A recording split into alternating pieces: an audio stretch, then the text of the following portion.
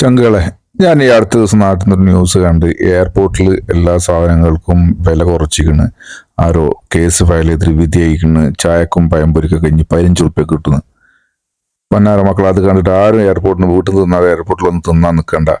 2 ദിവസം മുമ്പ് ഞാൻ നാട്ടിൽ നിന്ന് ദുബായിക്ക് വരുമ്പോൾ അതുപോലെ എയർപോർട്ടിൽ നിന്ന് ചായ കുടിക്കാൻ വേണ്ടിയിട്ട് പ്ലാൻ ചെയ്തു. രാവിലെ ഏർലി മോർണിംഗ്.